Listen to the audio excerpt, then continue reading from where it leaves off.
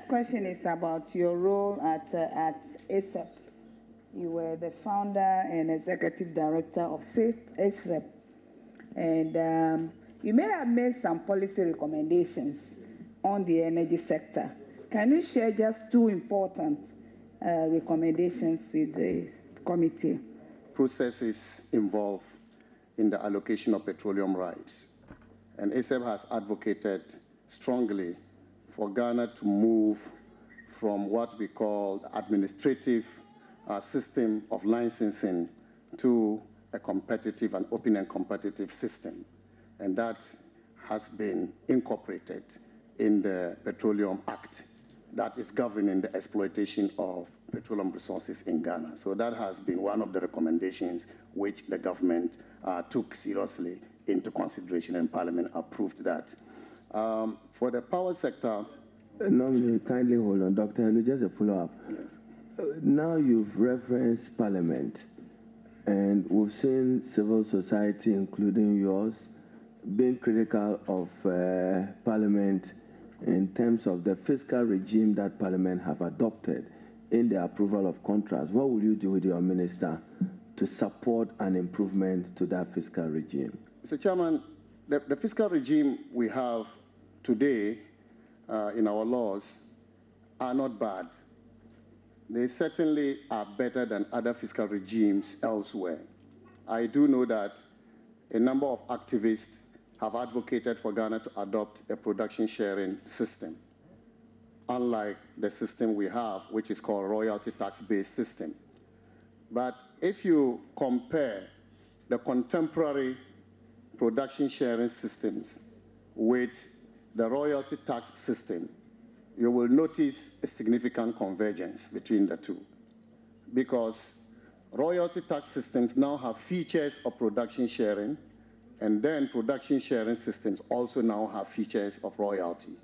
So Ghana is better placed to be able to benefit more from the advantages with the royalty tax system, but having an element of production sharing in our system in order for us to also benefit from the other side of the regime. So as far as I am concerned, the system adopted in our law, which Parliament debated exhaustively and consulted with civil society, including my organization, is, I think, the most appropriate fiscal regime for Ghana at the moment. Thank you, Chairman. He has already answered my second question. I was going to ask him about this production sharing and its benefits. So thank you very much. Dr. Mohammed Amin Adam, congratulations. He is a big brother, and it's very difficult to ask him a question around this table. He's one guy that a lot of us have taken inspiration from, especially growing up as young people, looking up to him and our minority leader those days, as they used to come and teach us in school and inspire us. And later, when they got to nukes and into politics, they kept, pulling us along. And I remember one advice you gave me some time ago, not to join politics too early, but to find a profession, establish yourself somewhere before you get in, and it helped me a lot.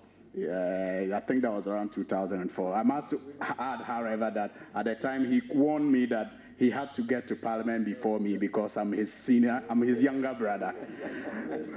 and that was on the basis, the basis upon which we had that discussion. I must say I've been very grateful. I remain very grateful to you for, all that you have done for myself and many of my colleagues, and my generation around that time.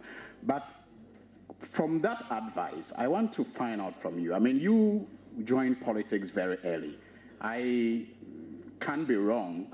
You were one of the best NPP candidates in the 2000 general elections when you contested in Tamale Central, at the time known as Gutegu Sabonjira. You were one of the best performing candidates, I must say, in terms of results.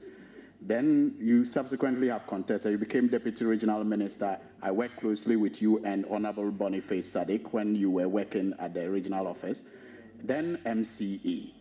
You made the switch, a very successful switch, after the NPP lost power into civil society, set up ASEP, which is respected beyond the boundaries of Ghana today. You are a technocrat, and that's how you are seen now, and it has almost swallowed your early political life. Tell me about that switch and why this switch back into politics again.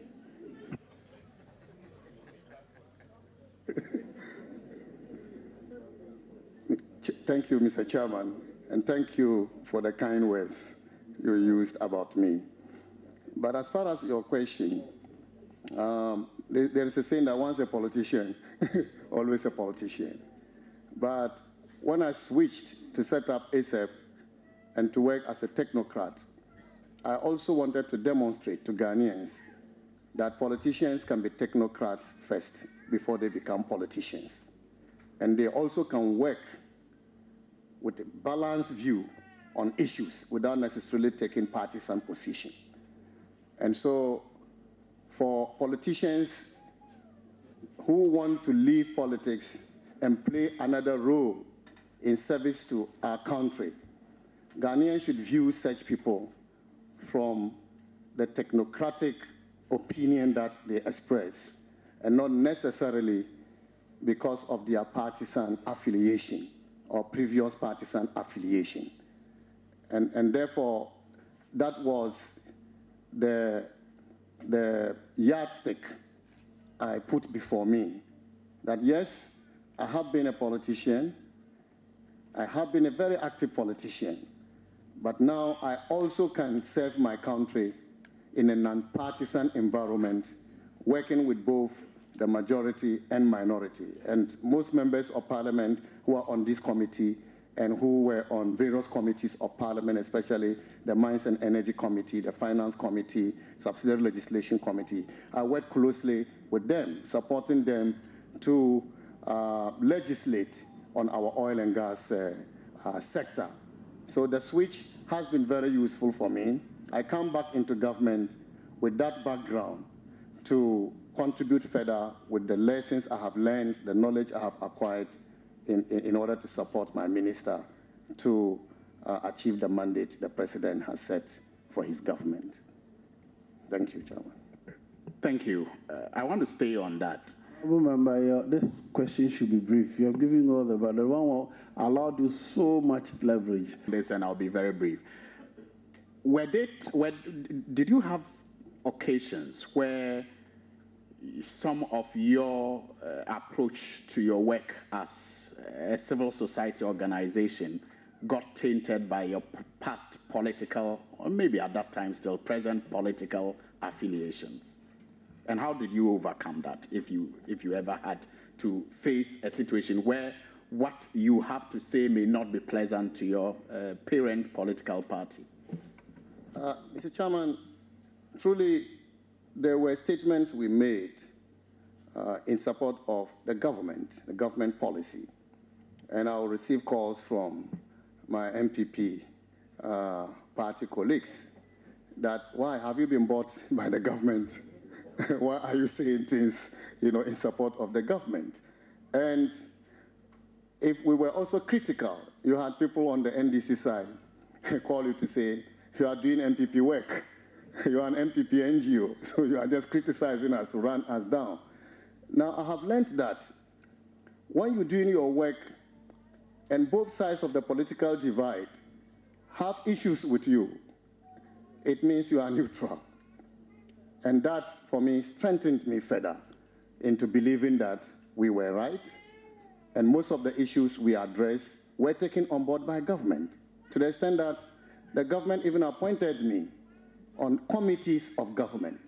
For instance, the committee that reviewed the Petroleum Revenue Management Law, which led to the amendments that we have in the law, I was on the committee. In fact, we're the only civil society organization the government put on the committee. Same thing with the Petroleum Exploration and Production law. And now, the regulations on the two laws, I was also invited to participate in the discussions. And so that somehow demonstrated the level of our neutrality, the level to which we did not allow partisanship to cloud our judgment as far as our engagement on policies were concerned. Thank you, Chairman. Okay, thank you, Mr. Chairman. Thank you very much. Honorable Minister nominee, many think that VRA is not doing well and has accumulated debts. Would you support a proposal for VRA to be privatized? Thank you, Chairman. Fortunately, I've been part of discussions on proposals for restructuring VRA. VRA is the state generator of electricity. We took a decision at some point to allow private sector to come into generation through what we call the IPPs, independent power producers. But VRA remains the dominant electricity generation company in the country. As for privatizing VRA, I will not say yes, but aspects of VRA's work can be privatized. For instance, I have read studies that show that VRA is very efficient when it comes to the management of our hydro assets, but it's less efficient when it comes to the management of the thermal assets.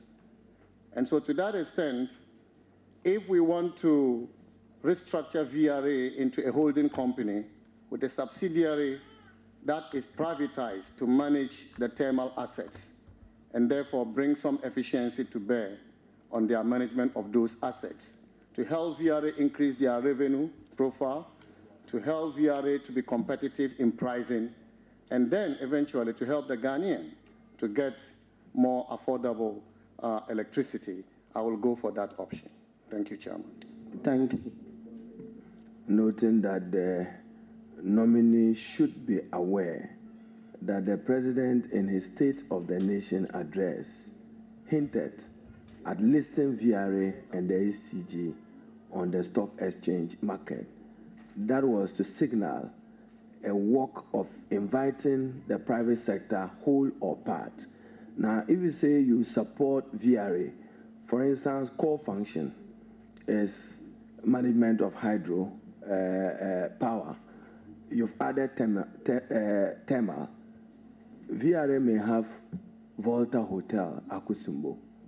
So the thing is, will you help your minister to disaggregate what you consider as the core function of VRA from the non-core, in order that tomorrow you can give your advice now, not in public, but in silence through your minister, because you are no longer here speaking as an NGO activist. The president has signaled his policy direction. So mindful that there's already a policy as far as we are concerned as MPs. State of the Nation, the president hinted at what his policy would be. So yours is to assist your minister to facilitate the transition without compromising what VRA will do to achieve its object. Thank you. Honorable Minister nominee, the oil industry has slowed down as a result of the fall of crude oil prices. What can Ghana do to minimize the effect of the global oil price on the economy? Mr. Chairman, there is no doubt that every producer nation, I'm talking about crude oil producer nations, have suffered greatly as a result of the oil price crash. Revenue levels have gone down. Economic activity has gone down. And so Ghana is no exception. Except that in Ghana, you also need to consider the fact that we are a consumer nation, just as many other nations. And so unless you are able to reconcile the export of oil and the import of oil and determine the net effect on the economy, you will just be doing guesswork. I haven't done that analysis yet, and so I'm not in a position to say what the impact will be. But honorable members know that when the Minister of Finance presented the budget, he made a projection of oil revenues for this year based on a certain price. it is possible we may not get that price. And if you don't get that price, the revenue you are expecting will not come. And so most governments, including Ghana, have designed what we call stabilization mechanism to be able to cope with the effect of falling prices. So in our Petroleum Revenue Management Act, we have the Stabilization Fund. My worry about the Stabilization Fund, for which I think it may not help us cushion the budget against the falling prices, is that the law requires the Minister of Finance to put a cap on the Stabilization Fund, and any money in excess of that cap transferred to the debt service account. I think that this is problematic because I have looked at the previous cap put on the Stabilization Fund, and they appeared relatively small for me. And so if you have a smaller cap to free up more money for debt payment, then in the event that you have a drastic fall in crude oil price, the balance in the Stabilization Fund may not be enough to cushion the budget. And that is what could compel government to go borrowing to be able to finance its deficit. And so I have been advocating for a more scientific way of determining the cap rather than the arbitrary way of determining the cap as we currently have. And so, given the nod, I'll support my minister to make strong proposals, working with the Minister of Finance to strengthen that stabilization mechanism. Because what is happening today could happen again, and we always have to prepare for the rainy day. Thank you, Chairman. I know you have some policy regarding renewable energy generation. We have so much potential in that regard.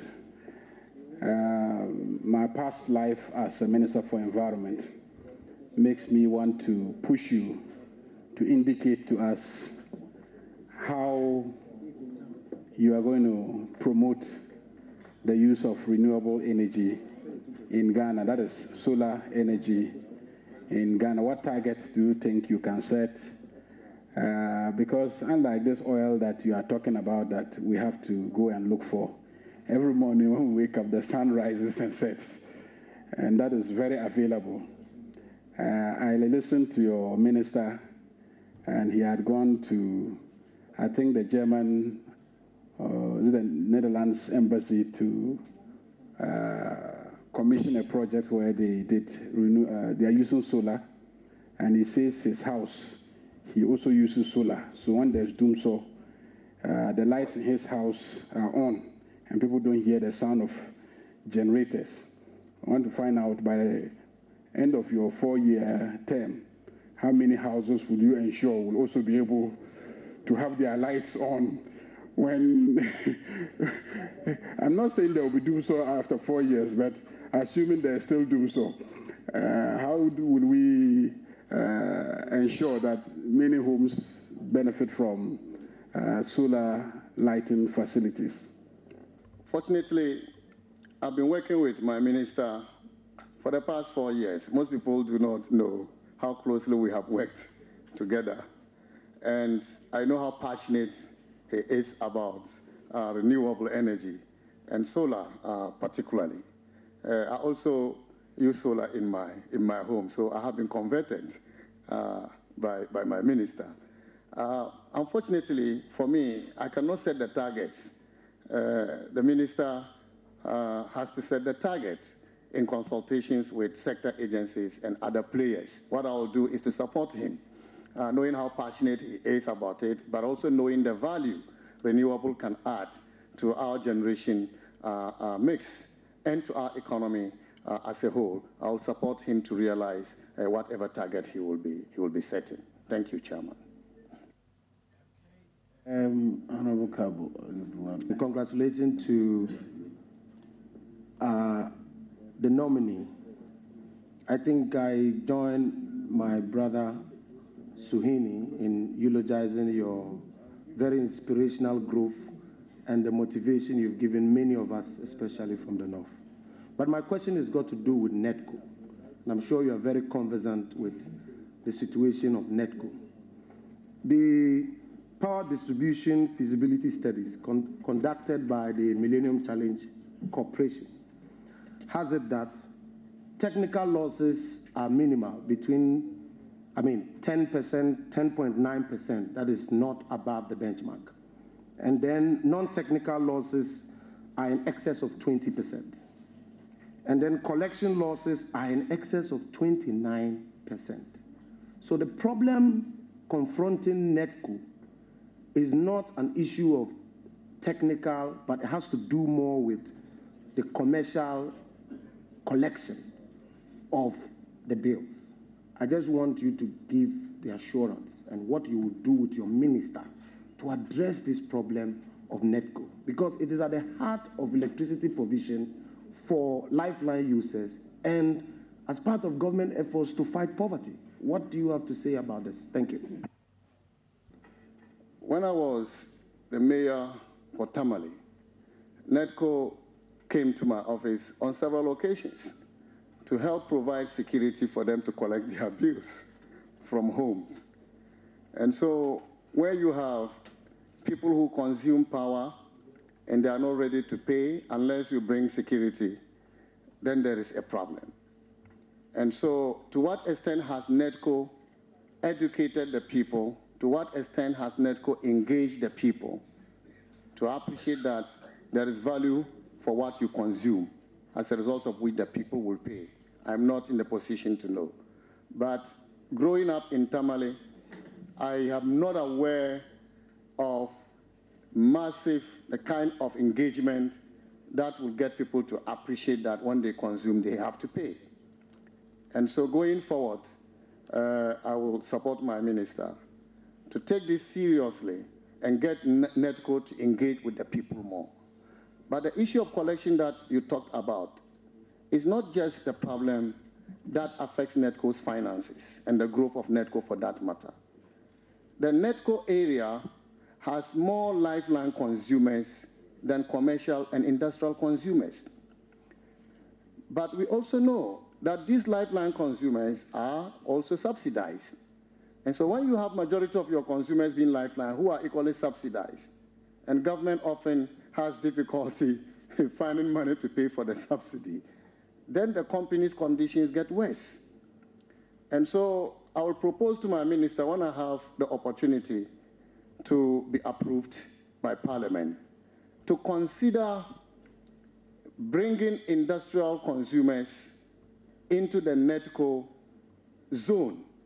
For instance, some of the mining companies in Brong-Ahafo, even though Brong-Ahafo falls within the Netco zone, are not Netco clients. And so if we have to recommend for government to consider rezoning the customer profile of Netco to include the mines in Brong-Ahafo, that could help generate more money for Netco and also help them neutralize the effect of subsidy and the huge lifeline consumer base on their finances. I think that if this is considered, it will help reposition Netco to become a more viable company. Thank you, Chairman. And once you are a security, energy expert and very neutral, I just want you to respond to this. Our opponents, in the heat of the campaign, used to argue that 8 years of the government you served under didn't add a single megawatt to the generational mix in this country. I beg you, just settle this matter once and for all. It should settle here. The political work will be done on the radio station, but if there are any facts that will, if there are any facts that will throw light, please. Mr. Chairman, I think that we have gone to the state as a country where we need to stop the politics of how much generation each party in government added, because installed capacity is not available capacity. And so you have a country where up to 4,600 megawatts of installed capacity is here. But we are not even able to meet our peak demand of just 2,100 megawatts. And so if we were to follow who added what, then we'll be talking about the 4,600 megawatts. But in reality, I think we should be concerned about how to meet the peak demand. And so I want to encourage that politicians will stay away from the politics of generation capacity. And do we work together on how we can increase availability in order to meet our current demand and also have excess margin in case we have any of the plants falling down. We easily can deploy the excess margin to balance supply. Thank you, Chairman. We'll move away. Just let the technocrats also come and tell us the truth about the situation so that you will shut the politicians, you shut them down. Okay, I'll allow one question here then. Chairman, thank you very much for the opportunity and to congratulate the Honorable Amin Adam again for his appointment. I hold in my hands the budget statement and economic policy of the Government of Ghana for the 2017 financial year, presented to Parliament on Thursday, 2nd March 2017, by Ken Oforiatta, Minister for Finance, on behalf of His Excellency President Nana Addo Dankwa Akufo-Addo. On page 88 of the budget, paragraph 480, I think that there is something happening in your sector, the energy sector, that we have to celebrate as a country, and we have to encourage your sector to keep doing. Paragraph 480 reads, the year 2016 witnessed implementation of the Petroleum Local Content and Local Participation Regulations 2013, LI 2204, with the industry registering an increase in capital investments, local sourcing and subcontracting.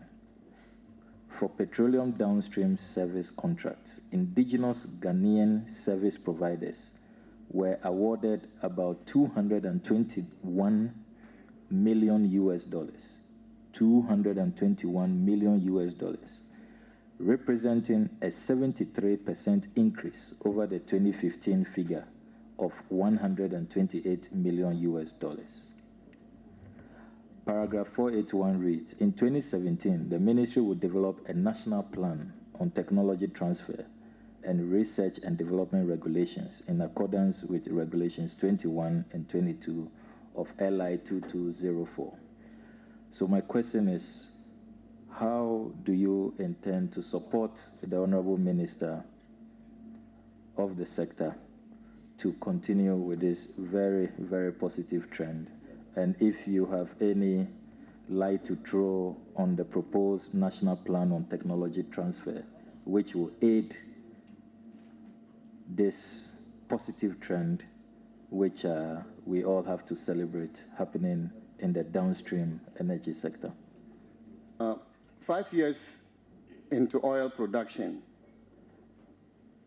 recording $227 million US in local supplies contracts to indigenous firms cannot be something we should be proud about. Because during this period, you're talking about $4 billion US investment in 10 and $7 billion US in Sankofa. And so if Ghanaians are awarded contracts of about 227 out of more than $10 billion US, I think it cannot be something we should be proud about. But this is also because we really, as a country, have not taken technology transfer very serious. We also have not invested in capacity building. We talk about capacity building, but we really haven't put in place the structures that will support accelerated capacity building. And that is why I believe the MPP manifesto is advocating for an accelerated capacity building program. So this, side by side with the National Technology Transfer Program, I believe can take us to the level where we can maximize the benefits along the value chain and increase the amount of local contracts that should go to Ghanaian companies. I think if we take seriously the need to train our people, and training, I'm not talking about the mushroom institutions that have come up training people in oil and gas. I even have challenges with the kind of training Ghanaians go to do abroad. Most of us have gone to do oil policy, oil and gas management. But really, what we need are the technicians. What we need are the petroleum engineers. And so government needs to come out with an elaborate program to target where our needs are most. And these areas of technical apprenticeship, so that we can have middle level and low level technical people, that is where most of the jobs are. The level of geology and petroleum engineers, the jobs are not many there. And so we need to broaden the base. And the only way we can do that is to support existing institutions or even create new ones, purpose-built institutions. And I will support the minister who already, I believe, has started working around these areas to be able to achieve this. Thank you, Chairman. Thank you very much.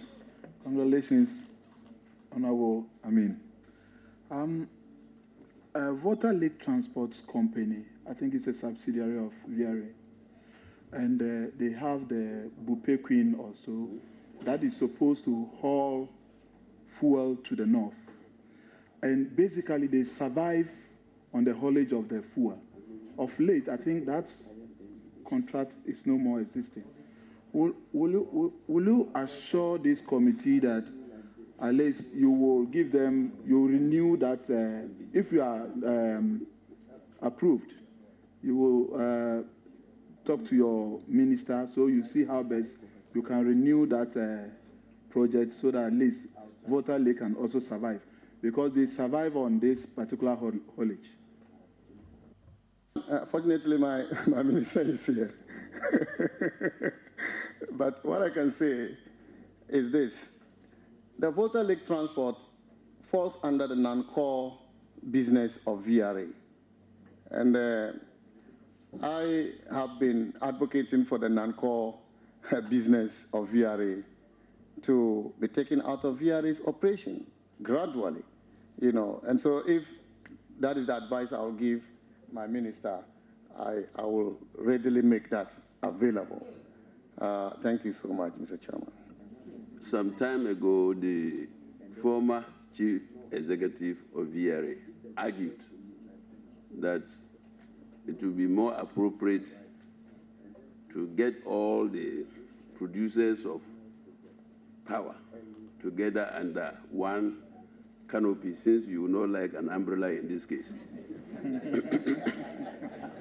so that, and I also know there were moves to get Bui Power, VRA, to come together.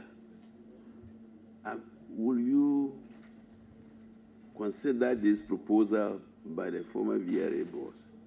Because he compares us to South Africa. So what will you say about that?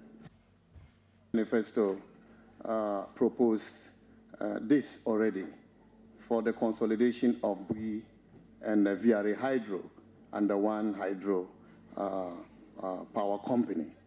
And so since the president has expressed his willingness to implement the manifesto, I don't think I will have anything to the contrary. I will support my minister to implement this vision of the president. Thank you, Chairman. For Zongo or what affairs? Zongo and what? But I don't hear the inner from you at all. Inner City and Zongo development. Okay. But Chairman, I have to recognize you first. Are you taking my role, Honorable Haruna? Chairman, I was reminding you that the Zongo minister have made an application to the committee. The application was made to me. Chairman, I don't want to tell the public that your attention was far away there. No, I was expecting that Honorable Chair would want to promote because they had persistently harassed me So, all right, Honorable Minister for Zango. Thank you, Mr. Chairman. Mr. Chairman, let me take this platform to congratulate my junior brother, Amin Anta, to Zuksung. In Hausa, as Zongo Minister, say Barkamu. I have known Anta for at least 17 years.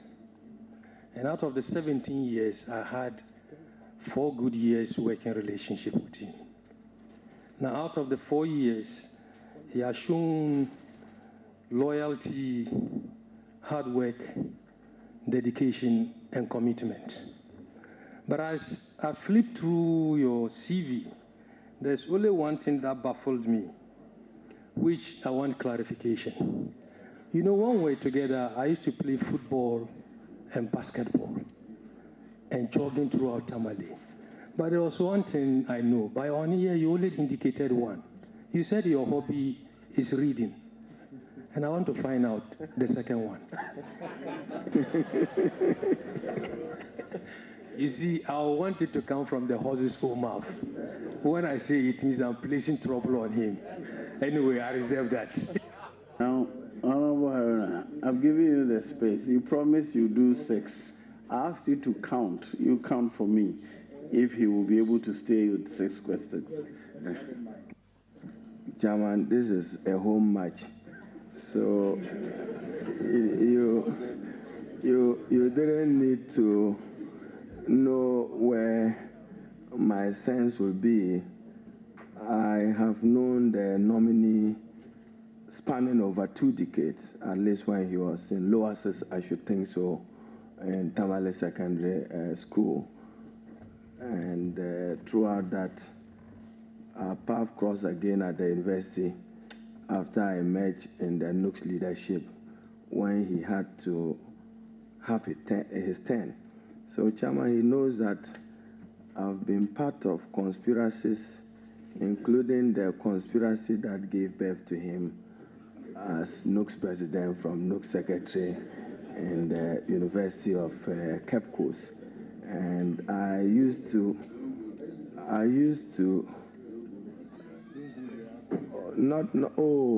not harmful. He was a student leader and then student leader. And so, Chairman, I don't intend to, but Amin Anta, so it is also our joint minister, and then to our very respected elders and chiefs who have accompanied you, and our youth. And I trust that you will uphold their trust in upholding the president and your minister's trust. But once the Honorable Cabo leads us to the world of politics and non-partisan politics and expert advice, Chairman, you should permit me to attempt to help my brother. The politics of generation is not about politicians being accurate or being insincere. It's to appreciate that the gestation period of any power project is likely to overspan political administrations. And for instance, Bui Power, initiated by President Kufuor, 400 megawatts, executed and installed finally by an NDC administration. Who gets the credit? So is that like what your minister yesterday reported? You now have America Power, you have Asogli, which was President Kufuor, but given birth in the other. So what we need to do as a country is just to appreciate that we needed to expand generation to respond to an expanding population. I'm impressed with your answer about Netco. But again, good advice. I recall when the MPP then came to Hive Bui, the Honorable Yelechire, you were there. We fought it on the floor of Parliament. We said that it was not a good policy to set up Bui independent of the Volta River Authority. The authorities are there for you to reverse. So Cabo is not about this politician being right or not. Like today, Amandi Power, Eli Power, all are inherited by this administration, initiated by President Mahama. It will add to generation mix. You will be in the quagmire as to who should take responsibility. But having worked at the PURC, your government promised to end the suffering of Ghanaians in respect of high electricity tariffs. what will your government do? And are electricity tariffs indeed very high in Ghana? Thank you, Mr. Chairman. I think that, yes, electricity tariffs are relatively higher in Ghana within the sub-region. I have figures from different countries, both on the domestic tariffs and commercial tariffs. For the domestic consumer, Mr. Chairman, the tariffs in Ghana is around 19.28 cents. La Côte d'Ivoire is 9 cents. Benin is 17 cents. Togo is 16, and Nigeria is 17. But when you come to the commercial industrial consumer, that is where the problem is. Ghana's is 32.6 cents per kilowatt hour. Côte d'Ivoire is 13 cents. Benin is 19, Togo is 18, and Nigeria is 17 cents. So in comparative terms, tariffs in Ghana are higher within the sub-region. And this is why this doesn't only affect consumers in Ghana, but also affect our generation companies if they want to take the excess to the sub-region. As I indicated earlier, our peak demand is around 2,100 megawatts. But we are scheduled to add up to 1,000 megawatts this year. So if we add 1,000 against a peak demand of 2,100, what happens to the 900? Because that would have been more than the excess margin we need, the reserve margin we needed. Because our reserve margin should be around 20-25%. And so that excess, what will we do with it? Meanwhile, the contracts we sign and the government consent and support agreement we signed, now the put call option agreements we've signed with the companies, show that the capacity will be paid for whether we use it or not. It's a take or pay. And so what do we do with it? It's going to be excess capacity, not producing power, but consumers will be paying for it. And the World Bank estimates that we'll be paying about $680 million every year for capacity not producing power.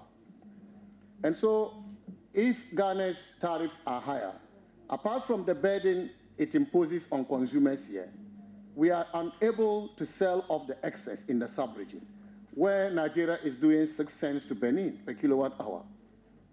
And what we give to our domestic consumers, industrial or commercial, 32 cents. It doesn't make sense for good business. And so we need to do something about it. So I'll support my minister to consider ways of reducing the cost of generation. At the moment, we can't do anything about the capacity that we already have. But future generation addition must take into consideration a number of elements. Number one, the efficiency levels of the plants must be looked at. Most of the plants we have are old before they come here. And so in terms of efficiency, they're already suffering. Availability is low. And so if we begin to engage plants that have high efficiency level and therefore high availability level, because of the economies of scale, the benefit of economies of scale, the cost of generation will come down. And that will impact on tariffs. So, Mr. Chairman, I also want to support my minister because he already has articulated that going forward, he wants to adopt a competitive process for procuring power, additional capacity. And with that competition, I believe that cost of capacity will come down, and that will definitely impact on tariffs. Thank you, Chairman. Chairman, I note that the nominee, his answer, have referred to put on call option. He should appreciate that the World Bank itself encouraged the government of Ghana then to do a partial risk guarantee. And in fact, in terms of the gas infrastructure of the FPSO that is being named after President Kufuor, apart from the Italian investment. So if you exhausted your partial risk guarantee envelope, you had no option than to go on put on call.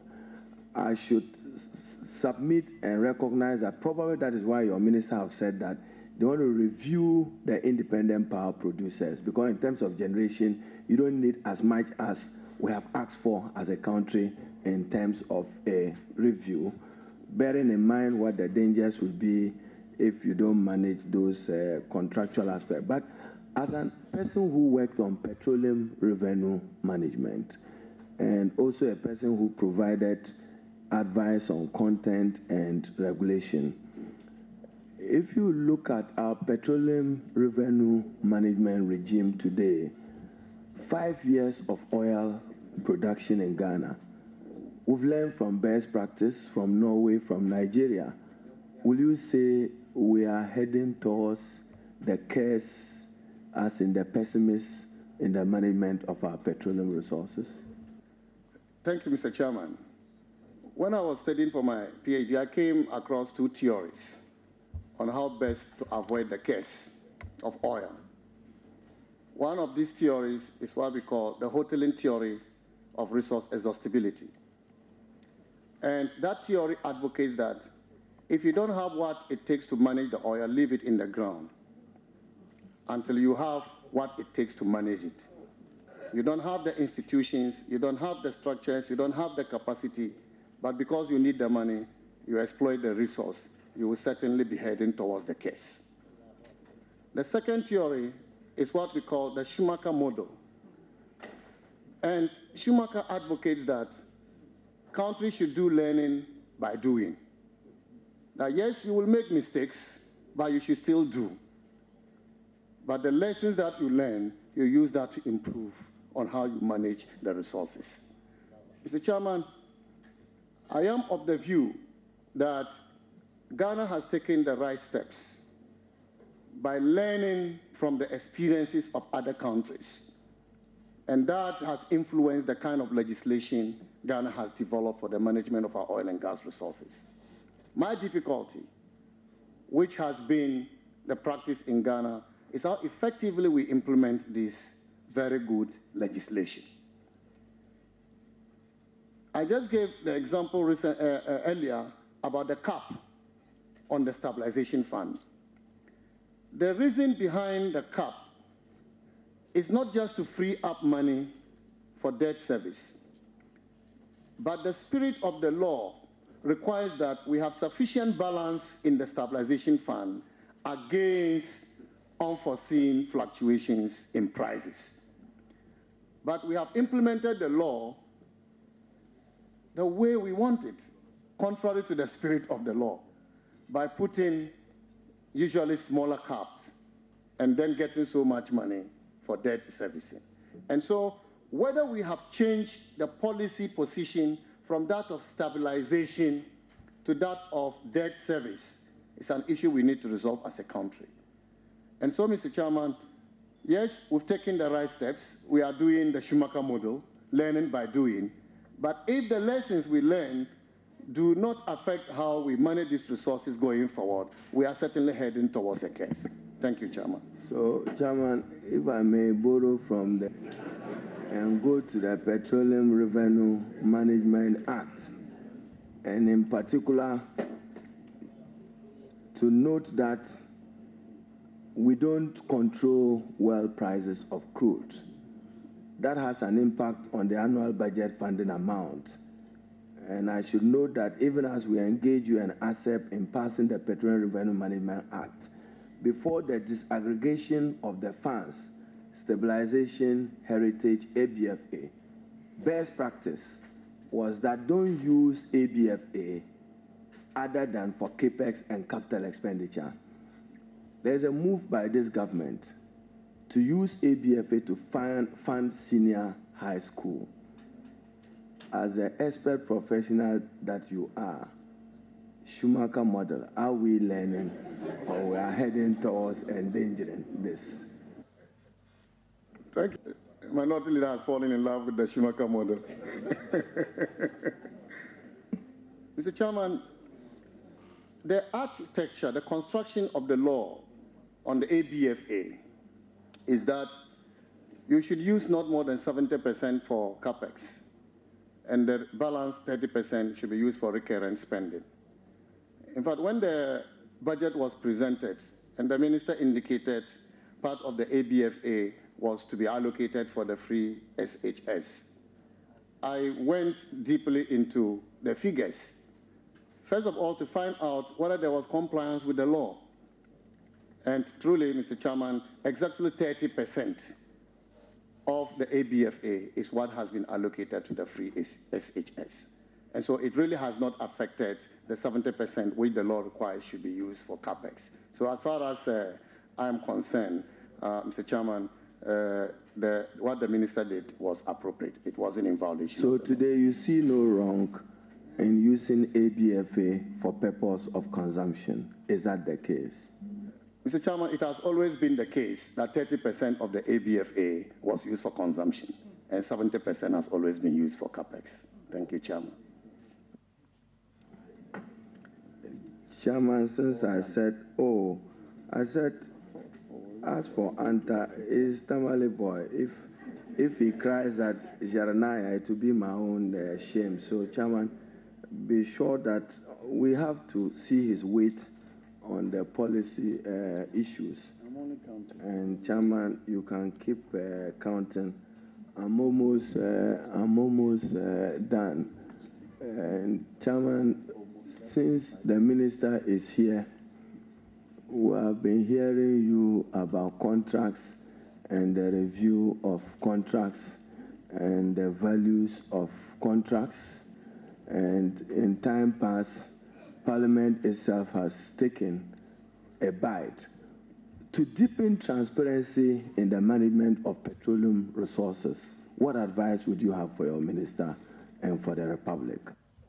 Fortunately for us, we have a law that provides for greater transparency in the management of our oil and gas resources. The Petroleum Revenue Management Act 919 already provides for the application of open public tender, open and competitive public tender for acquiring petroleum rights, except that you cannot just go and start doing open and competitive bidding, because the law also requires regulations to be enacted to give effect to the broader provision in Section 10 of the law. And so I will encourage my minister, I will support him to take the steps to develop the regulations to ensure that Ghana begins the application of open and competitive public tender. The second one is... Will you support the open auction of oil blocks as a way of deepening transparency within the petroleum environment? Yes, Mr. Chairman. One aged schoolboy here assisting you in doing 1, 2, 3. And Chairman, like I said, is a home match. Our imams and chiefs probably have been tired. I see the majority leader with the Minister for Planning joined. So that will lead me to my final political question, because you can't escape that you were expert neutral politician advisor on energy. Do you see any good in the NDC in ending the Doomsor crisis, and whether there were any additions to address it? Yeah. Thank you, Mr. Chairman. I mean, I think that, yes, the NDC government deserves praise for the role it played in ending, in fact, in not ending Doomsor, because Doomsor is not ended. Technically, we are still in Doomsor because we are operating at the margins.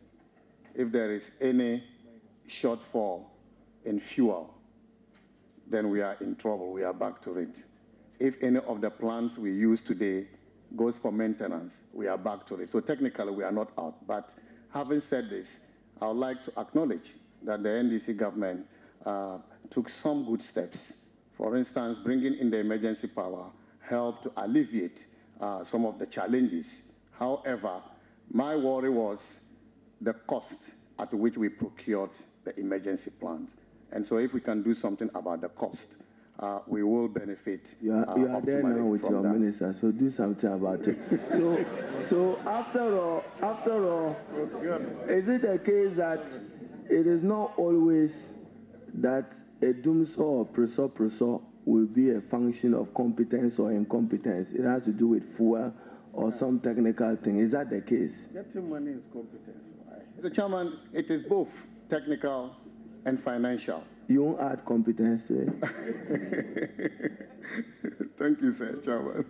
It's my colleague contemporary and from Tamale. And indeed, if you ask me, when the majority leader was interfering, it should be ministerial material, not deputy. But because you have an elephant size, you just shared some small portion of it and gave him a deputy. So, Anta,